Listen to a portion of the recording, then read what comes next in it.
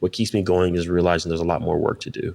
And so I know I'm not going to be on this earth forever, but I think, really creating a platform so I can pass the torch on to someone else and really raising up a generation that really cares, truly cares about one another.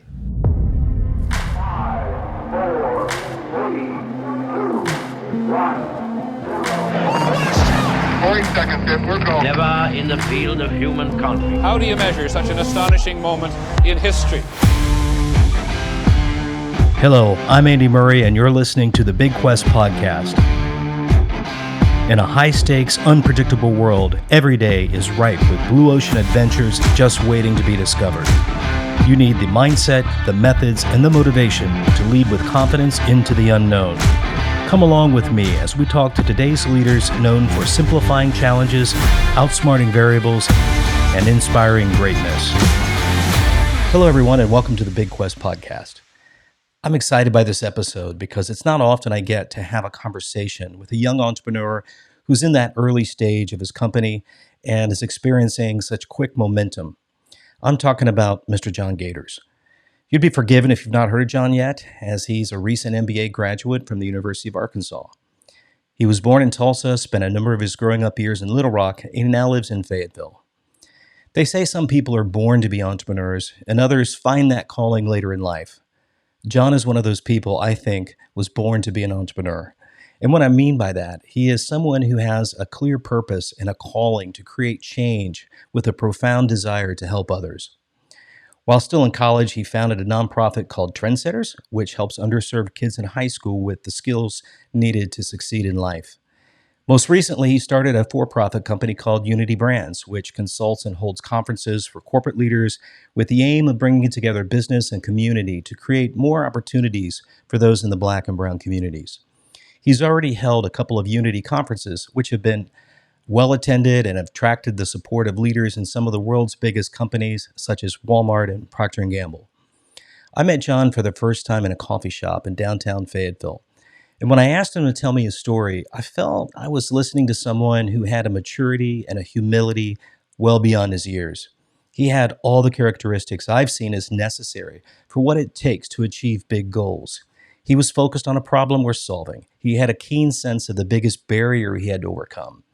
And he saw the outcome he could achieve by reaching his destination. As I talked and we talked together, I felt I was being invited in to co-create and be part of what he was building. And actually, he hadn't worked out yet all the answers for how he was going to achieve his goals. But what he did have was a keen sense of the right questions to be asking.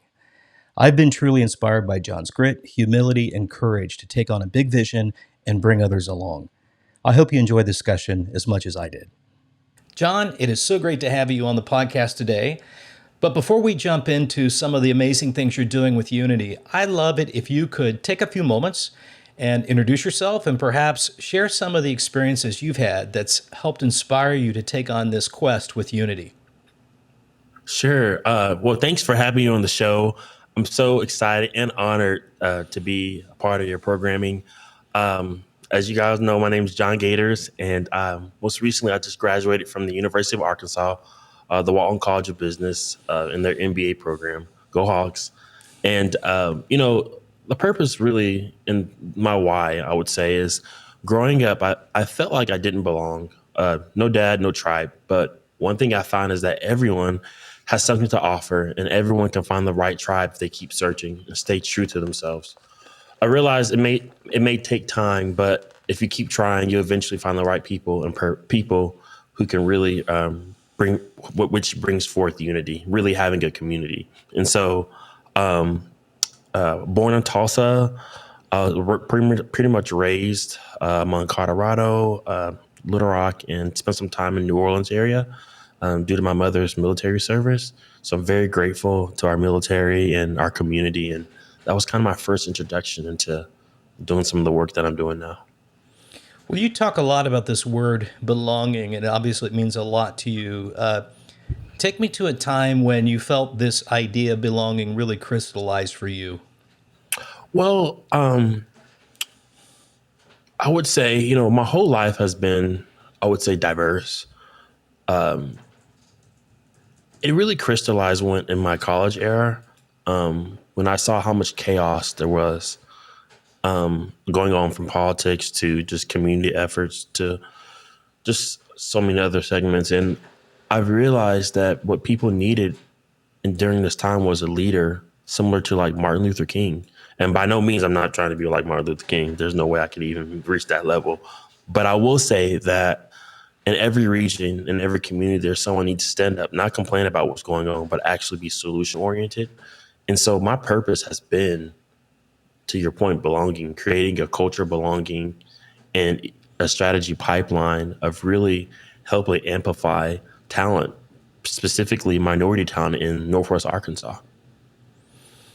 Outstanding. I love it. Now, what you're doing now is not the first startup. You've done another initiative, Trendsetters, and perhaps even one before that as part of UCA, correct?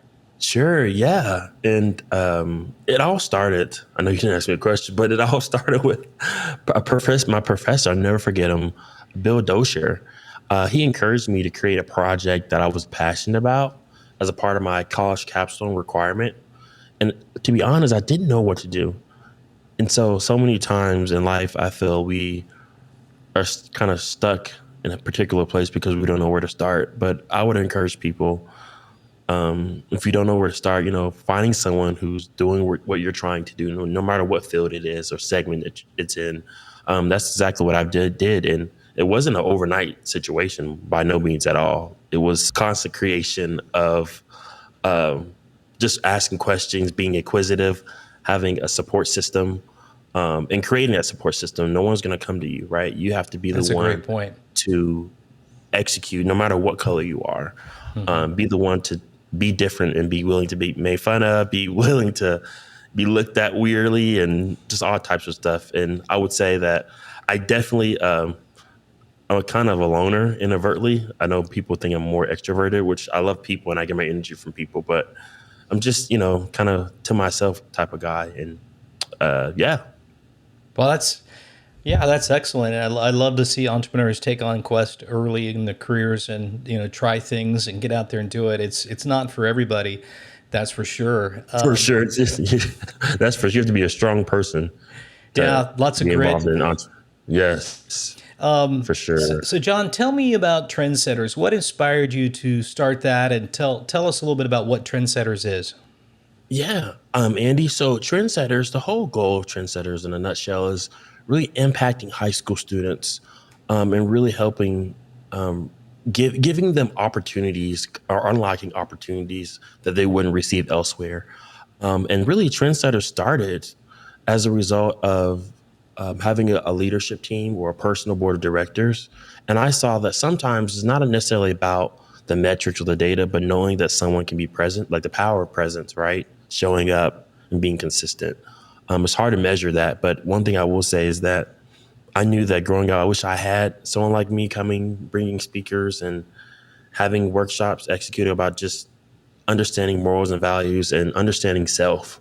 Because I feel like if you don't understand yourself, it's hard to help other people and help under people and be in your purpose. And so I'm working with a lot of school districts here in the region. Most recently, we did a Trendsetters event last Friday. It was so awesome with Chancellor Charles Robertson. We had so many students from Fayetteville High School participate. It was just incredible. I think it was way over 300 or 400 students that participated. And so I'm just so grateful. And, it's all about, giving, paying it forward and giving it to the next generation. So, yeah, I'm really excited. And we still do programming now. And we operate as a speaker series, bringing speakers who have lived life and who have experience, just educating and kind of mentoring the kids. That's amazing. That's amazing initiative you started. Good on you for seeing that need and paying it forward and executing against that. But if that hasn't kept you busy enough, you've decided to also launch another company that's going on now. I don't know what's your second year with Unity Brands. Yeah. Tell me about that and how is that different than Trendsetters? Great question, Andy.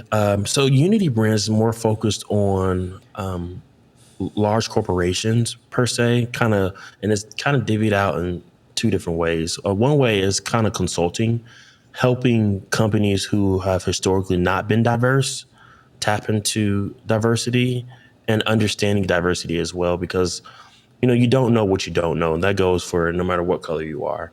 And so I saw opportunity here specifically in the region where there was a lot of room for growth when it came to being inclusive, not just in the workplace, but externally as well. Because a lot of corporate companies, they have events here in the region, and they don't know how to connect with minorities. And so I saw that as a way for me I saw that as an opportunity. And so another facet is we also produce events as well. So really strategizing with corporate companies and other companies on how to be more inclusive in their events. And so one event that we're producing that I found is the Unity Conference. And the purpose of the Unity Conference was really to create a culture of belonging here in the region. And so we have several target audiences, one being C-level executives, because we have a top-down approach that we kind of execute from. And then another approach is really minority students, and then CPG companies that sponsor. So we kind of have a multifaceted audience. But the beautiful thing about that is for this conference, there's something for everyone. And so that's something that I really want to stick strong to as we grow, is having, this as the ability to grow into something much more. Well, tell me about then the growth behind this, because your first conference, was it a huge conference, and the second one, and then what, take me on the first, second, and third, like what's your story behind that? Yeah, great question. So with this conference, this all started as an idea. Keep in mind, I had no experience in conferences at all whatsoever. And, there's a beauty about entrepreneurship, because you defy the odds by doing things that haven't been done oftentimes, or that's not typical. You kind of make your own box or make your own table. And here in the region, there's really no diversity conference here. And so I saw an opportunity to not just complain about the lack of diversity, but actually be a part of the solution. And don't get me wrong, it's been very challenging, because oftentimes you're trying to convince someone who has not been exposed, or someone that's not a part of their reality, convince them why something that's brand new to them is important. And that's not the case for everyone, but the reality of it is sometimes that is the case. And so, I reached out to some mentors who worked at Walmart, given, how powerful they are in the region. And I said, hey, I don't know what I'm doing, but I have experience in putting events together, and you've been to some of my events. Would you join us for our first inaugural conference? And they said, yeah, sure. Let's figure this out together. And so, it was so beautiful, because although I didn't have, a million degrees at the time, or I didn't come from a prominent family, they were so willing to being able to sit down with me to kind of work things out. And that's what you have to start somewhere, right? Don't worry about, and this is for people who are listening, don't worry about, not knowing, because there's someone around you, or you could find someone that does know. And it takes time, right? Building relationships requires time, because Andy, you said something that was so key. You talked about, in anything you have to build, number one, credibility. And then what was the second thing that Capability. you talked about? Capability, yes. And so that's something that is so true. Has been very true even as I've been along on this journey. So John, take me to the very first conference. How well attended? Was it a big hit right off the bat, or was this a trial and error, and let's learn from there? Most definitely was weird. Great question, but hard to answer. And let me explain why. So in our first conference, we had, the CEO of Walmart US, John Furner. We had the CFO of Walmart. We had a lot of executives following suit, the CMO and so forth, and a lot of suppliers come together for the event. But it was very small, I would say. I mean, around 300 people, our first one. I was very intentional about that, because we could have easily, I'm sure, sold that place out. I mean, had 1,000, 2,000 to 3,000 people, given who were speaking. But I'm of the belief that it's better to have small successes and build your way up, versus saying, hey man, we're going to do 10,000 people and we were going to have, the CFO of Walmart there, the CMO of Walmart there, and then it becomes uncontrollable and you don't get the results that you want. So I rather, one of the things that I just learned from Mark Pritchard, who's the chief brand officer yesterday or the day before yesterday, was he said, John, it's not about being the largest conference, but it's about having the most impact or having the greatest impact. And that really just changed gave me a different outlook, because here I was thinking about numbers, but really it's about, maybe it's having the right 300 people in the room, because you don't know how they can go back into their ecosystems. And because of your 300 person conference, now there's a immediate change within their systems, wherever it could be, corporate, community, wherever. And so that really had me reflect, even on our third conference that's coming up, on some changes that we need to make. And so, yeah. Well, it's interesting you've gotten such support from such high-level people in industry in this market. What resonated, do you think, with them that said, yes, we'll do this very unexplored area with this young gentleman as a new entrepreneur? Why do you think they signed up? Well, I think also they're looking for ways, and speaking on behalf of Walmart in general, not just a specific person, but on how to build relationship with the Black community. And I think that's personally, but I think professionally, as one of the largest companies, they're also trying to figure out, how do we execute racial equity in such a way to where it also makes sense, not just for them, but ways that can affect their supplier community. And so I think, working with me is a great start, because at the end of the day, there's so many different solutions on figuring out how to improve DEI, right? I'm not the only solution. But I think, another thing too is having a separation of difference. I really don't know a lot of young African-American men in this region that are doing some of the work that I'm doing. And so I think too, that is another reason why they will want to be a part. I think my assumption, I guess. Well, I can tell you from my perspective, getting to know you a bit and watching what you're doing, you certainly have a humility about you and approach that people want to help be part of what you're doing. I think that's really powerful on your part. And the second thing is, I think you come across this area of diversity and inclusion in the sense of belonging and inclusiveness and education in ways that really feels powerful. And, people want to come together. They want to, grow. And I think the whole idea of unity in itself is about bringing people together to really get those valuable experiences working with each other to make that happen. And I think you highlight that really well. So I'm not surprised. Your message and your honest, humble approach to the topic has been so good and working so well for you. And congratulations, man, on getting so many, big companies and big names in so quickly. It would take other entrepreneurs years and years and years to reach that kind of access. And so you've been blessed with some really good supporters with you on that. You talked about making an impact. You look at this conference, what you're trying to do in April, and where it goes from there. What kind of impacts do you hope to make over time as you look out, a couple, 3 years? What's your dream? Great question, Andy.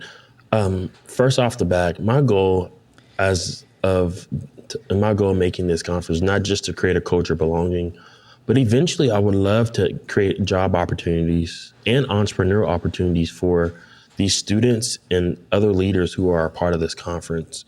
Because my thinking is, we have these companies already involved, already present at the conference. Why not we add an additional segment to where this can, there could be a call to action at the conference, right?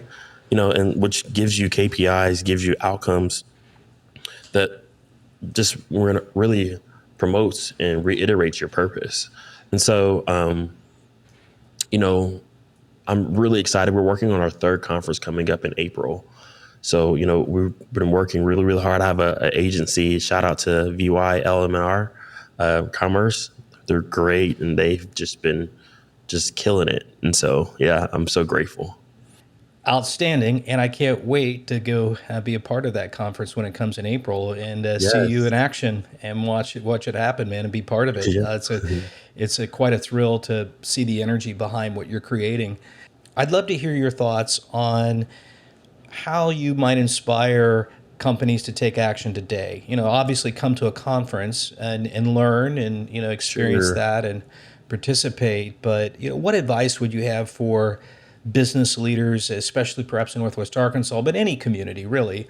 What are some of your thoughts that that you might have for them as a takeaway that could be helpful? Sure. I believe like so where I live is a majority white area. I really believe you have to be strategic and intentional and to identifying people of color, which it takes work. This is not easy, and I think from a leadership perspective, a great leader takes time to build relationships because I think that's where true change takes place. Like I said, showing up. And this is not a one and done thing. This is this is only the beginning type of attitude that we need around us and around the community impacting this region. It's about really getting out there and honestly having a genuine connection with people. Shaking hands, taking calls, having lunch, grabbing coffee. It all helps build meaningful relationships and foster success. And that's all I've been trying to do, especially in this region, really being thorough about taking the time to getting to know some of the Walmart executives, some of the Walmart managers, some of the SVPs, and same goes with ArcBest and JB Hunt and Tyson, which are leading companies here in the region. It requires building relationships all around, which, requires, and I realized that a lot of these executives and people who are, in leadership roles are busy. But I think if we want to have true change, that's what it's going to take. Yeah, I agree with that 100%. And I've seen that work all throughout my career. One of the areas you'd like to, I think, you've told me to build relationships with would be HBCUs, Yeah. historically black colleges and universities. How is that going, and what kind of interest are you getting in that space? Yeah. So I think everyone is very excited about connecting with HBCUs here in the state because I have the mindset of, you need to clean your house before you try to clean someone else's house. And so there's so many schools here in our region or in our state, specifically HBCUs, that would love to come to Northwest Arkansas.